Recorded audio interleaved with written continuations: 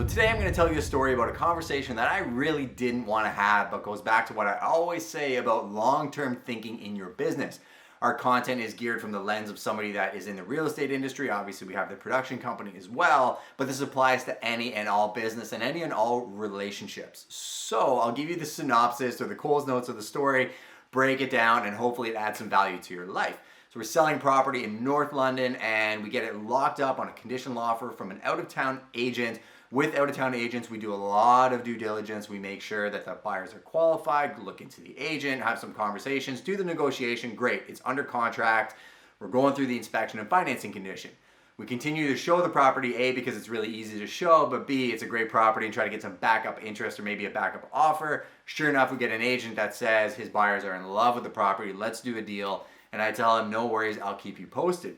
During the actual under contract period, I literally called this agent every day to keep him looped into what was going on. And he was indicating his clients would come in firm. So I obviously want to keep him around. The other agent comes to a time where they say that they run into a financing hiccup because his client's from out of town and the bank just needs a couple more days. They had asked for like a 5-day conditional period, and anybody that knows, the banks are taking a little bit longer. So I tell my seller, hey, we have this guy with the firm offer who's willing to do this deal. We have this guy who's just asking for an extension. He says his clients are solid. It's up to you. And there was a price difference, right? There was a higher price for a couple more days extension, a lower price on the firm offer, which is very, very normal. Our client decided to go with the conditional offer, give them a couple days extension, where a lot of other sellers may have just done the firm offer right off the bat. So long story short, they get the extension, going through a couple more days. Keep in mind, literally calling the firm offer agent every day to keep him posted, to keep him engaged, and obviously want his clients to not go shopping and looking at something else until we know what happens with this deal. The buying agent of the conditional deal calls me at night and basically tells me that, his clients have to go back overseas to get the cash to come back and do the deal. It's probably not going to come together. We will need a significant amount of time to get that deal done if it's going to go that route. And we're talking going into holiday season. So I call the other agent that came in with a firm offer. We end up getting him back to the table. We do a little negotiation with his buyers, and our people get a stellar deal done for all parties. Unbelievable.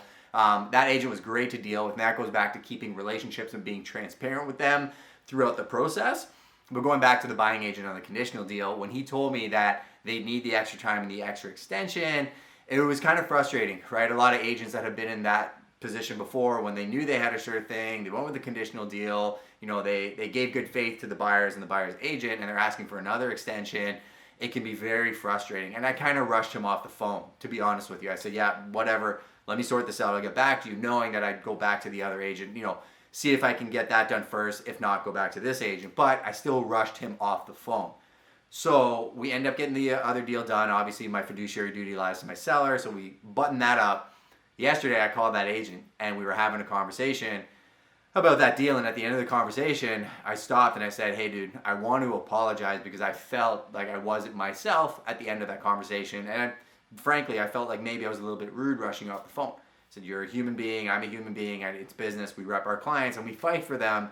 But I never want you to leave with that taste in your mouth about me, because that's not my personality, and I preach loving everybody, and I do want to love everybody and make you feel like you can come back to London, see my sign, and not think I'm going to get mad at you because things didn't go super smoothly on that deal. We ended up having a pretty extensive conversation about it. His client's still going back overseas to get that cash. I happen to list another property on Callingham, and it might be even better for his specific client. So, if you're thinking long term, if you ever have an interaction with an agent or another person in business, and it doesn't necessarily go exactly like you want, and you feel like it's just sitting there, eat a little bit of crow. Call that person and have a conversation with them.